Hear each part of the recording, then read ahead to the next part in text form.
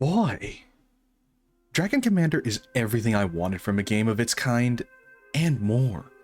My first experience with this game was seeing, funny enough, Angry Joe's review of it years ago, and then looking up the different princess story routes on YouTube. I fell in love with the characters and the ideas behind them, and they have been living rent-free in my skull ever since.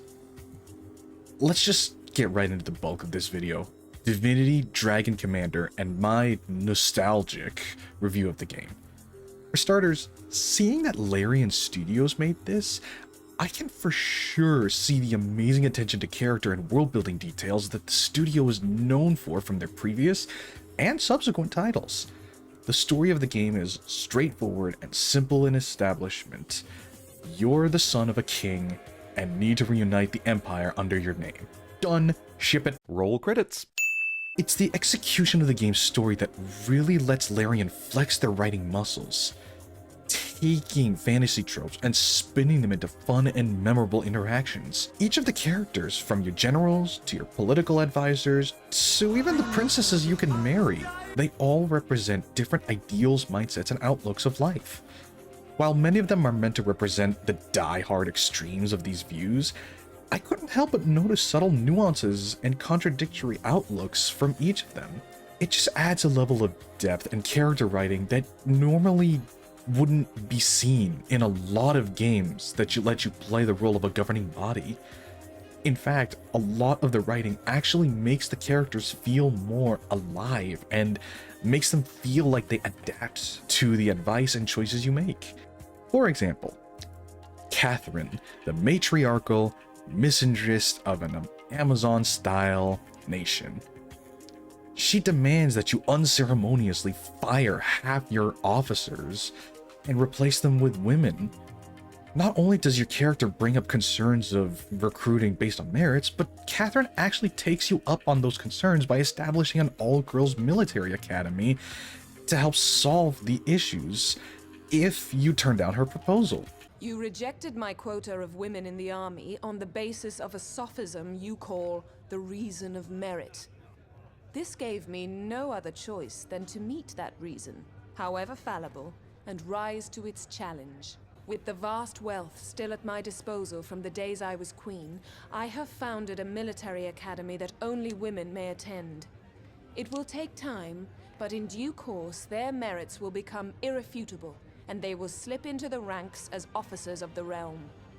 You may delay the inevitable, Commander, but you cannot stop it. It just leads to a feeling that your choices legitimately make an impact in both story and gameplay.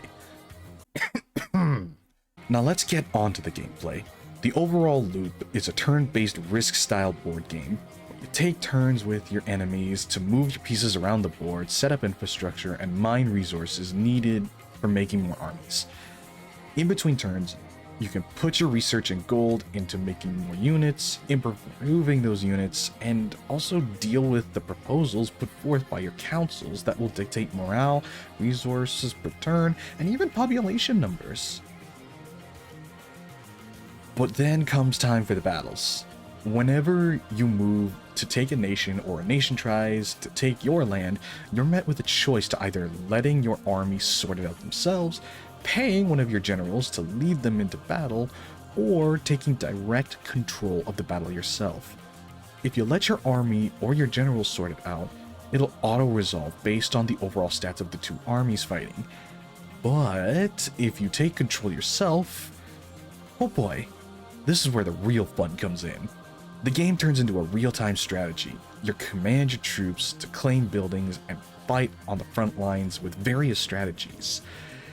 And here is where my biggest problem with the game comes through.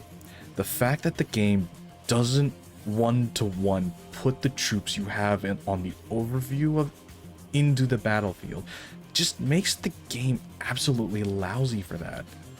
Like the last battle, I took dozens of troops into invading the enemy capital, and it cut all my land forces by half while tripling ground forces of my enemy. It just took the fun out of doing the real-time strategy side of the game, because the enemy units can just bum rush you off the bat. even on the easiest difficulty. Even with the ability to deploy yourself onto the battlefield as a massive dragon with a damn jetpack. God, that is so cool. A smaller complaint would be that the default controls for the real-time strategy, they just aren't very, they're kind of clumsy when you first learn them. But this can be fixed with keybinds, so it's not really that big of a deal.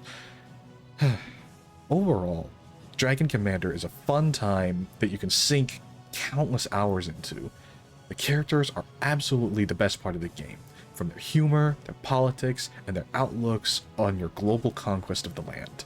The gameplay, the story, the character moments, and themes feed into each other and make it a damn near perfectly balanced experience that is only disrupted by the moments of cheap difficulty spikes caused by the dumbest parts of the real-time strategy segments, especially towards the end of the final chapter of the game.